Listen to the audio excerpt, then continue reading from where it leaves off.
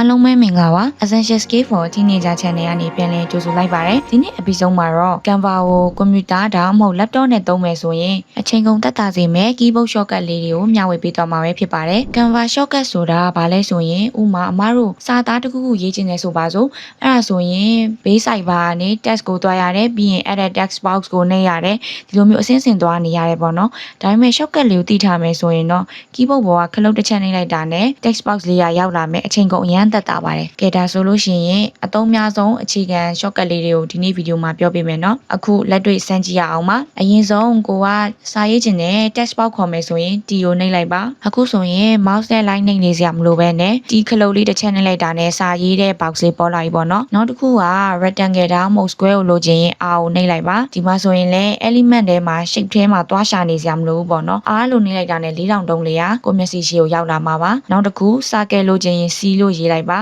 နောက်တစ်ခု line ဆွဲခြင်းရင်ဒါမှမဟုတ်မြင်းဖြောင် line တားခြင်းလို့ရှိရင် L ကိုနှိပ်လိုက်ပါအခုလှုပ်ထားတာတွေကိုပြန်ဖြတ်ခြင်းရင် redo ပြန်လုပ်ခြင်းရင် control နဲ့ Z ကိုတွဲနှိပ်လိုက်ပါ MacBook သုံးတဲ့သူတွေဆိုရင်တော့ command နဲ့ Z နဲ့တွဲနှိပ်လိုက်ပါဒီစာရွက်အလွတ်ထဲမှာရှိတဲ့ element နဲ့ sticker တွေအကုန်လုံး select မှတ်ခြင်းရင် control A ကိုနှိပ်လိုက်ပါကိုလှုပ်ထားတဲ့ design ကိုအနီးကပ်ကြည့်ခြင်းလားအဝေးကကြည့်ခြင်းလားဒါဆိုရင် control ခလုတ်လေးကိုဖိနှိပ်ထားပြီးတော့ mouse ရဲ့အလဲဘဲလုံးလေးကိုအပေါ်အောက်ကစားလိုက်နော်နောက်တစ်ချက်ကိုကပထမစာမျက်နှာမှာဆွဲလို့ပြီးသွားပြီနောက်ထပ် page edit လုပ်ချင်တယ်ဆိုရင် control နဲ့ enter ကိုတွဲနှိပ်လိုက်ပါနောက်တစ်ခု copy paste လုပ်ချင်ရင်တော့ control C နဲ့ control V ပဲဖြစ်ပါတယ်ဒါကတော့ laptop သုံးရင်လူတိုင်းသိရယ် copy ယူမယ်ဆိုရင် control C paste လုပ်မယ်ဆိုရင် control V ဖြစ်ပါတယ်ကိုတစ်ခုခုကိုပွားခြင်းလို့ရှိရင် control နဲ့ D နဲ့ကိုတွဲနှိပ်ပေးလိုက်ပါနောက်တစ်ခုက group ဖွဲ့တာပေါ့နော်ဒီဇိုင်းဆွဲတဲ့အခါမှာကိုရေးထားတဲ့စာတွေနဲ့ sticker တွေကိုမပြတ်သွားစေချင်ဘူးအစိမ့်မှာကွဲမသွားစေချင်ဘူးဆိုလို့ရှိရင် control နဲ့ G နဲ့ကိုတွဲနှိပ်လိုက်ပါပြီးရင် lock ခတ်လိုက်ပေါ့နော်ဒါဆိုရင်ဘယ်နေရာရွှေ့ရပါပြီ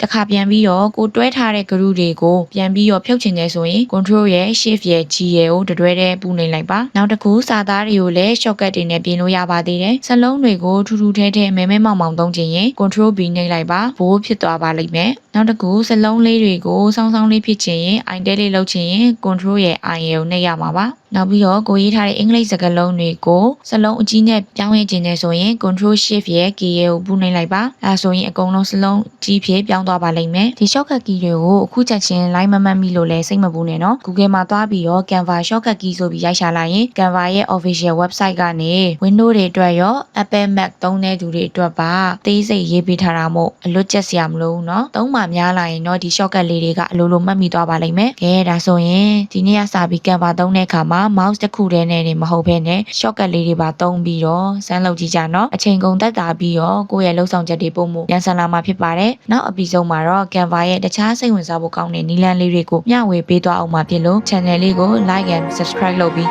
စောင့်ကြည့်ဖို့မမေ့နဲ့အောင်နော်နောက် episode မှာပြန်တွေ့ကြမယ်